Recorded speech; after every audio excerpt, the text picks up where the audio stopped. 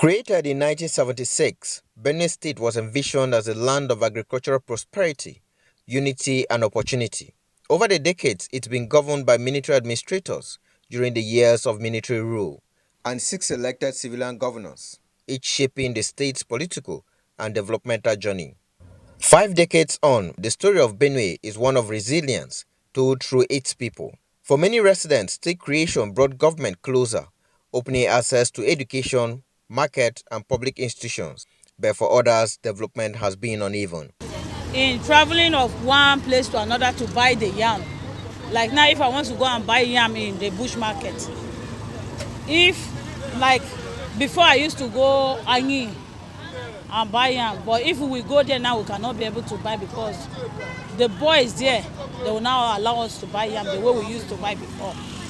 Agriculture remains the backbone of Benue's economy, yet insecurity, particularly farmer-herder clashes, has disrupted food production and displaced thousands. And I don't know what solution again that our governor or our state could make in order to let these people move out of this state so that we can farm peacefully and then become to both be enjoying our agricultural production. Across parts of Goma, Logo, and Gwe West local government areas, entire communities have been forced into IDP camps, raising questions about safety, governance, and long-term stability. We are here since from 2019 till today. Even during last year, as we were saying, we go to our various places, but we do some certain farm inputs. They have grazed it all. In Makurdi, the state capital, residents point to visible growth, but says infrastructure and jobs have yet kept pace with the population increase. Because it's not all about only infrastructure. Human being has to be empowered too. Just like with the indigenous contractor who are being starving now. So if the two achievements are taking place, there will be more development in the state. Civil society groups argue that Benue's challenge is not a lack of resources, but leadership consistency, security, and accountability. Benue, as the food basket of the nation, has faced threatened, challenges around food security.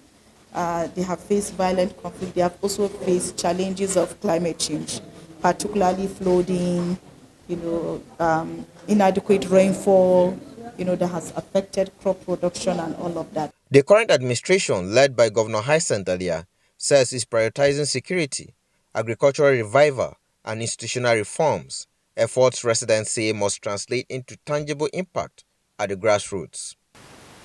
Benue will not be left behind in the journey to a new Nigeria.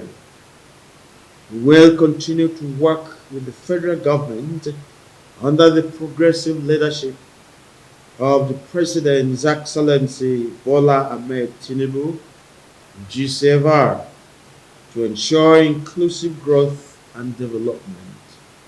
As Benue marks 50 years, citizens insist that the next chapter must deliver peace, youth empowerment, and inclusive development so that the promise of state creation can finally match reality. From farmlands to IDP camps, markets to classrooms, the verdict from Benue people is clear.